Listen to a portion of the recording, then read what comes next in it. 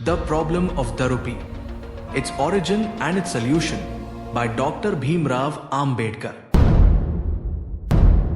नमस्कार दोस्तों, स्वागत है आपका हमारे चैनल पर, जहां हम आज बात करेंगे एक ऐसी किताब की जिसने भारत की आर्थिक दिशा को हमेशा के लिए बदल दिया।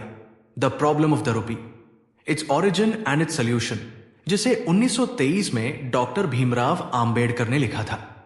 यह सिर्फ एक ऐतिहासिक दस्तावेज नहीं है, बल्कि आज के समय में भी हमें भारत की आर्थिक चुनौतियों को समझने की एक नई दृष्टि देता है। चलिए इस किताब के हर चैप्टर को विस्तार से समझते हैं। अध्याय 1, परिचय और पृष्ठभूमि।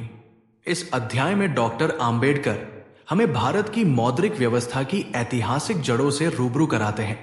वो समझाते हैं कि किस तरह ब्रिटिश शासन के दौरान भारत का आर्थिक ढांचा कमजोर हुआ। भारत में चांदी आधारित मुद्रा प्रणाली थी, जबकि ब्रिटेन सोने पर आधारित था।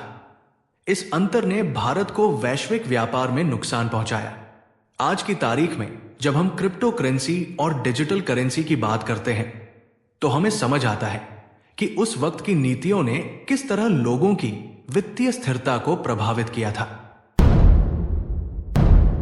अध्याय 2, ब्रिटिश शासन और मुद्रा नीति का प्रभाव। इस चैप्टर में आम्बेडकर बताते हैं कि कैसे ब्रिटिश सरकार ने अपने फायदे के लिए भारत की मुद्रा नीति को अपने अनुसार ढाला। उन्होंने रुपया को नियंत्रित करने के लिए कई उपाय किए, लेकिन वो उपाय भारत के आम लोगों के लिए घाटे का सौदा साबित हुए। आम्बेडकर के शब्दों में यह आर्थिक गुलामी का एक रूप था। क्या आज भी हमें वैश्विक आर्थिक दबावों का सामना करना पड़ता है? बिल्कुल। इसलिए इस अध्याय की सीख आज भी उतनी ही प्रासंगिक है।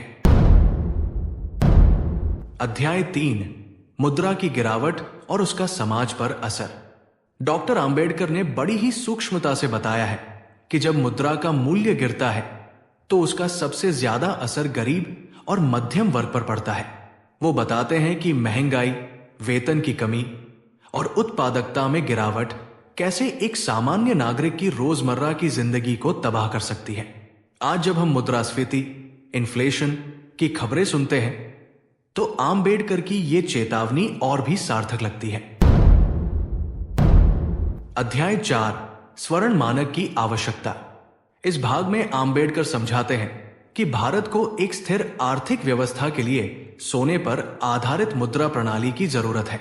उनका तर्क था कि इससे मुद्रा का मूल्य स्थिर रहेगा और भारत की आर्थिक नीतियां आत्मनिर्भर बन सकेंगी। आज जब भारत अपनी डिजिटल इकोनॉमी की ओर बढ़ रहा है, तो हमें इस स्थिरता की आवश्यकता और भी अधिक महसूस होती है। अध्याय 5, समस्या का समाधान। आखिरी अध्याय में डॉक्टर आम्बेडकर ने अपने समाधान प्रस्तुत किए। उनका मानना था कि भारत को अपनी मुद्रा नीति पर पूरी तरह नियंत्रण रखना चाहिए, ताकि वो वैश्विक बाजार की ताकतों से बच सके। उनका दृष्टिकोण आज भी हमें आत्मनिर्भर भारत की ओर प्रेरित करता है। आखिर में ये किताब सिर्फ इतिहास नहीं, बल्कि एक सबक है कि अगर हम अपनी आर्थिक नीतियों को समझदारी से नहीं बनाएंगे, तो उसका खामियाजा हमें और आने वाली पीढ़ियों को उठाना पड़ेगा। The problem of the rupee, its origin and its solution एक ऐतिहासिक बुक है, जिसे 1923 में डॉक्टर भीमराव आम्बेडकर ने लिखा था।